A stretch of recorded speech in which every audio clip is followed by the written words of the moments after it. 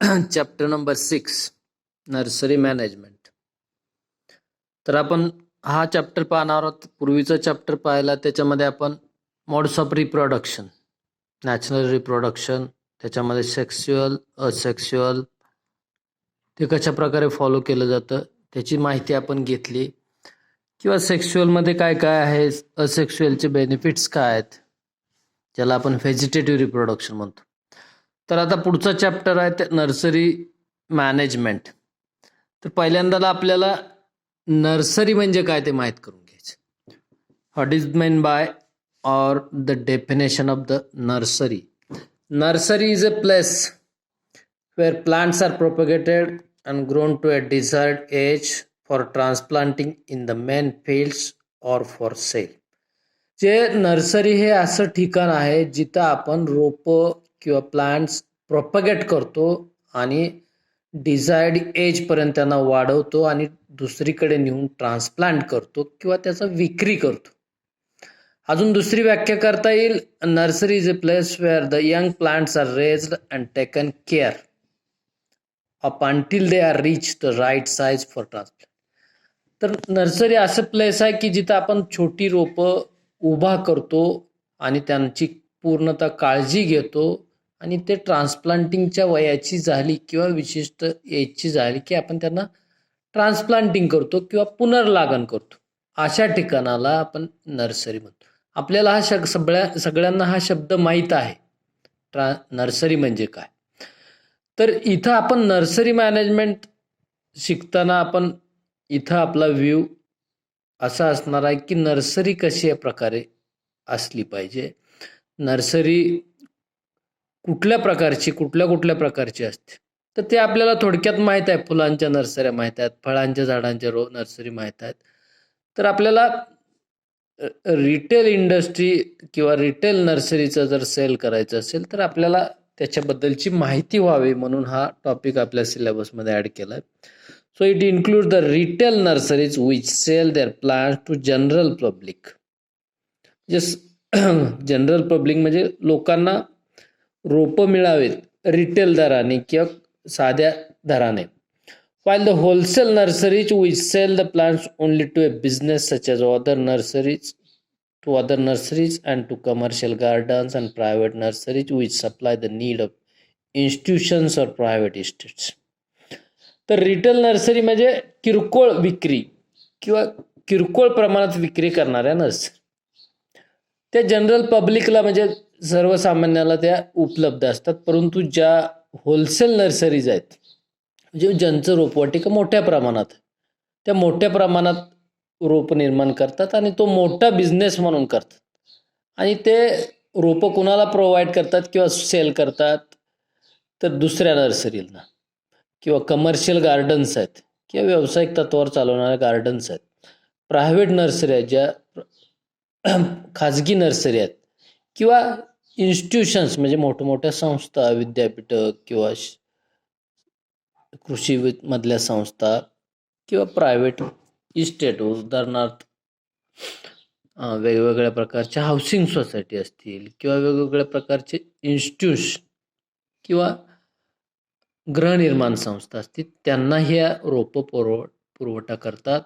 त्या नर्सरीजला किंवा लार्ज स्केलवरती करतात, त्यांना आपण होलसेल नर्सरीज म्हणतो. तर नर्सरीबद्दल आपल्याला पुढं शिकायचं. परत एकदा आपण ती व्याख्या पाहूया. Nursery is a place where the plants are propagated, grown to a desired age for transplanting in main field or sale.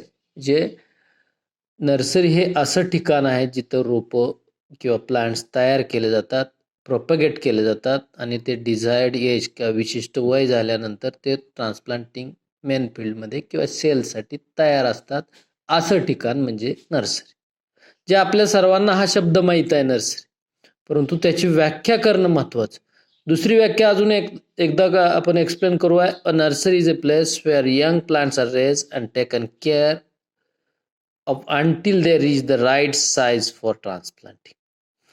So we are well known with the nursery and definition. Next we have to know more about the nurseries. So vegetable growers, florists, foresters, orchardists, various plant growers largely depend on the availability of nursery plants in nearby market, but such plants may be raised without much care, less attention given toward the genetic period. बऱ्याच ठिकाणी रोपं तयार म्हणजे भाजीपाल्याची रोपं तयार करणं असतील, फुलांची रोपं असतील किंवा वनजाती असतील किंवा ऑर्चर्ड किंवा various plant growers depend availability of plants in near by market. परंतु तिथं तेवढ्या प्रमाणात काळजी घेतली जात नाही जेनेटिक प्युरिटी मेंटेन करण्यासाठी. तर the main of the nursery owner is to earn profit and hence the plant material is raise mostly of average quality. तर जो रोपवाटी करणारा असतो किंवा रोपवाटीचा मालक असतो तो फक्त प्रॉफिट मिळवण्यासाठी प्लांट मटेरियल रेज करतो किंवा रोपवाटिका तयार करतो. तर त्याची रोपं किंवा तिथं क्वालिटीसाठी जास्त, प्युअरिटीला जास्त महत्त्व दिलं जातं. म्हणून तिथली रोपं शक्यतो ॲव्हरेज क्वालिटीची असते. परंतु many of the growers and producers have gained awareness about the quality and it has opened the field of nursery management for profit production of quality. परंतु बऱ्याचशा नर्सरी वाल्यांना किंवा ग्रोअर्सला, शेतकऱ्यांना, प्रोड्युसर्सला नवीन तंत्रज्ञानाबद्दल माहिती झाली, रोपवाटिकेबद्दल जाणीव निर्माण झाली. त्याच्यामुळं बरेचसे शेतकरी, प्रोड्युसर, ग्रोअर त्याच्या क्वालिटी मेंटेनन्ससाठी, नर्सरी मॅनेजमेंटचा प्रॉफिटेबिलिटी वाढवण्यासाठी किंवा रोपांची क्वालिटी ठेवण्यासाठी सध्या प्रयत्न करत आहेत. Nursery management include raising, selling of nursery plants which is an art and skill. Nursery म्हणजे एक शास्त्र पण आहे आणि कला पण आहे.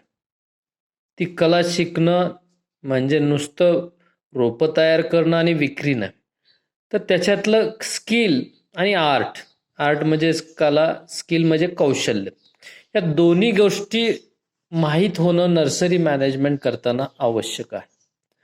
So it needs experience, practice, foresight and technical knowledge about the nursery. तर रोपवाटिकेसाठी पहिला प्रथम अनुभव पाहिजे, दुसऱ्यांदा त्याचा प्रॅक्टिस पाहिजे किंवा टेक्निकल नॉलेज पाहिजे. तर नर्सरी मॅनेजमेंट ही गोष्ट क्वालिटीपर्यंत पोचू शकते. Nurseries may supply many plants for raising gardens, for planting of in agriculture field. तर नर्सरी हा कृषी क्षेत्रामधला महत्त्वाचा घटक आहेत जे रोपं किंवा प्लांट्स गार्डनमध्ये प्रोव्हाइड करतात किंवा गार्डनर्सला प्रोव्हाइड करतात.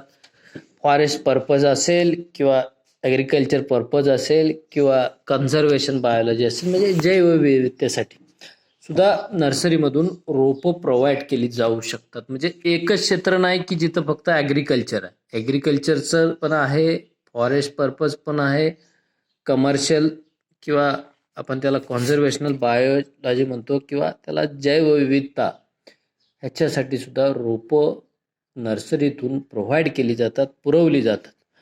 तर रोपवाटिकेमध्ये नुसतंच काय एकाच मुद्द्यावरती किंवा नुसतीच भाजीपाल्याची रोपं किंवा नुसतीच फळांची रोपं किंवा फुलांची रोपं, तर नर्सरी म्हटलं की सगळ्या प्रकारचं प्रोपगेशन आलं. सर्व प्रकारची रोपं तयार करण्यासाठी तो नर्सरी मॅनेजर असेल किंवा नर्सरी ग्रोअर असेल किंवा ओनर असेल, तो प्रयत्न करत असतो. मग तो व्हेजिटेबलची रोपं तयार करतो, फ्लोरिकल्चर म्हणजे फुलांची रोपं तयार करतो, फॉरेस्ट म्हणजे वनाची रोपं तयार करतो, ऑर्चर्ड म्हणजे फळबागांची असेल किंवा large scale production of different types of fruits, vegetables, flowers, as well as the forest. All types of plants are propagated by the nursery owner. So next point, after the nursery definition and the introduction of the nursery, we have to study the objectives of the nursery. There are various objectives. There are the various objectives which are to be studied.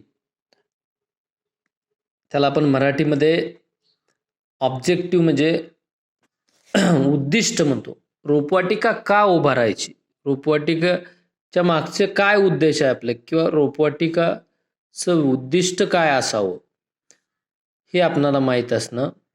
सगळ्यात महत्त्वाचा इथं 5 ते 6 objective आपण इथं consider केलेले आहेत आणि त्या ऑब्जेक्टिव्हनुसार तर पहिलं ऑब्जेक्ट आहे कुठल्याही नर्सरीचं असतं किंवा असायलाच पाहिजे, to raise healthy and disease free parent material. रोपवाटिका निर्माण करायची म्हटलं की पहिल्यांदा पॅरेंट मटेरियल म्हणजे मातृवृक्ष लागतात. तर जे मातृवृक्ष आपण प्रोपगेशनसाठी वापरणार आहे किंवा त्यालाच आपण मदर प्लांट म्हणतो किंवा पॅरेंट मटेरियल म्हणतो, तर that should be healthy and disease free.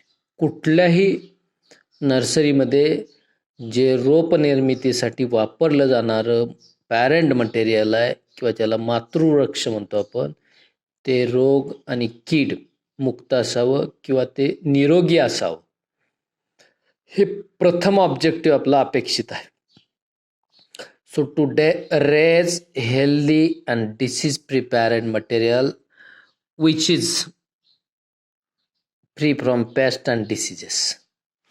So the second objective of the nursery should be to distribute plant material in the masses who have little knowledge about the technique of raising plants. तर नर्सरीमध्ये जे दुसरा महत्त्वाचा objective आहे, to distribute plant material in large scale असं म्हणता येईल. तर जे प्लांट मटेरियल आपण वापरणार आहे तर ते लार्ज स्केल आपण करणार आहे किंवा ते प्लांट मटेरियल जास्त लोकांपर्यंत पोहोचवणार आहे, तर त्याचं टेक्निक रेजिंगचं माहीत असणं किंवा ते to distribute the plant material in masses who have little knowledge about the techniques of raising plant. ज्या लोकांना किंवा शेती करताना जी लोक ज्यांना प्लांट मटेरियलबद्दल नॉलेज नाही, त्यांच्यासाठी आपण हे नवीन टेक्निक किंवा रेझिंग प्लांट्सचं टेक्निक प्रोव्हाइड करणार आहे, ज्यांना त्याच्याबद्दलचं कमी नॉलेज आहे. To distribute the plant material masses who have little knowledge about the techniques of raising. तर आपण ज्या लोकांपर्यंत हे टेक्निक नर्सरी किंवा प्रोपगेशनचं किंवा रोप उभं करण्याचं नॉलेज कमी प्रमाणात आहे किंवा कमी नॉलेज आहे, त्यांच्यासाठी आपण हे मटेरियल किंवा हे डिस्ट्रीब्यूट करणार आहे प्लांट. नेक्स्ट तिसरा ऑब्जेक्टिव्ह असणार आहे आपला, to introduce exotic species. Exotic या शब्दाचा अर्थ परदेशी किंवा देशाच्या बाहेरून आणलेल्या स्पेसीज. तर आपण नर्सरीमधून हे सुद्धा उद्दिष्ट ठेवू शकतो, आपण बाहेरून काय स्पेसीज मागून त्या आपल्या इथं इंट्रोड्यूस करू शकतो. जसं की पुणे नाशिकच्या बाजूला काही लोक परदेशी भाजीपाला करतात, ब्रोकोली असेल किंवा अनेक नवलकोल असेल किंवा अशा प्रकारच्या अनंत प्रकारचे भाजीपाले नवीन स्पेसीज आपण परदेशातून इम्पोर्ट केलेले आहेत, जे आपण प्रोव्हाइड करू शकतो किंवा आपल्या नर्सरीमध्ये इंट्रोड्यूस करू शकतो. So the third objective is to introduce exotic species. So planning of nursery grown seedlings is the assured method of developing the barren sites and poor sites. तर नर्सरीचा दुसराही महत्त्वाचा पुढचा ऑब्जेक्ट आहे, planting of nursery grown seedling.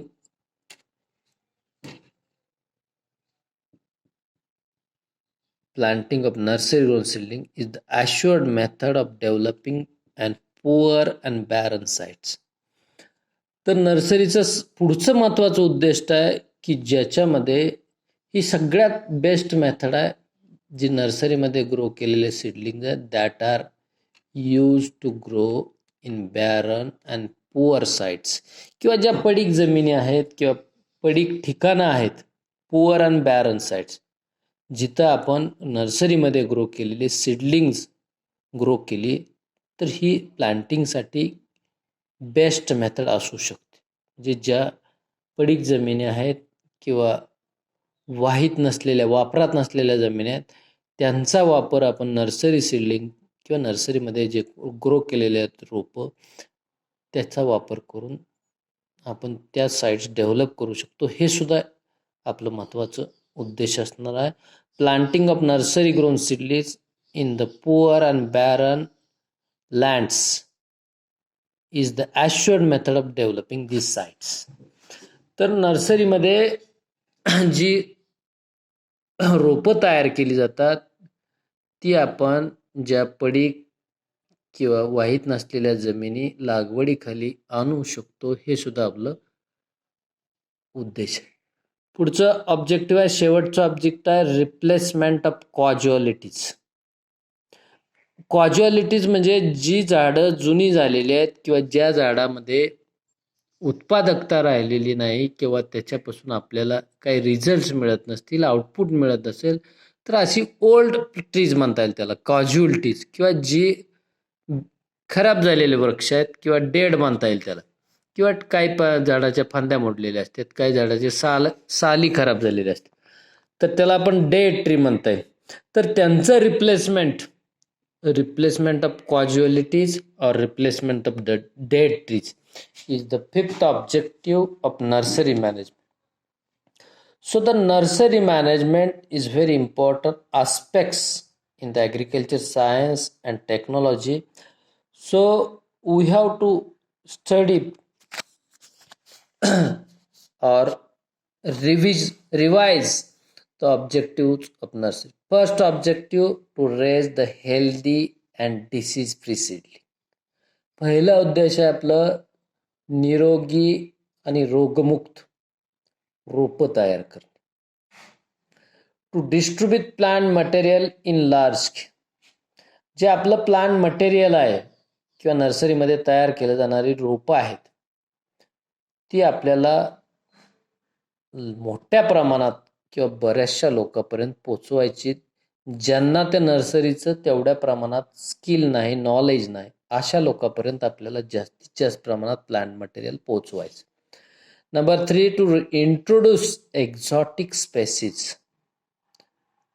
आपल्याला नवीन species किंवा नवीन काही वाहन असतील जे देशात परदेशात आहेत, तर त्या काही स्पेसीज आपल्याला आपल्या लोकांना प्रोव्हाइड करायचे आहेत. म्हणजे आपल्या रोपवाटिकेमध्ये अगोदर ते आणायचे, ते प्रोपॅगेट करायचे आणि ते प्रोव्हाइड करायचे, म्हणून म्हटलं to introduce exotic species. Number next, planting of nursery grown seedling in is the assured method for of developing poor and barren sites. ज्या साइट्स किंवा जी ठिकाणं पुअर आहेत किंवा वापरात नाहीत, बॅरन आहेत, डोंगर आहेत, टेकडे आहेत, वगळे आहेत, तर अशा ठिकाणी नर्सरी रोपं ग्रो करणं ही एक ॲश्युअर्ड मेथड आहे. आणि last objective, that is the replacement of the dead trees. तर जे ट्री डेड आहेत किंवा जे कॅज्युअलिटी आहेत, जे खराब झालेत किंवा डॅमेज झालेत, असे काही वृक्ष आपण पुनर्प्रस्थापित करू शकतो.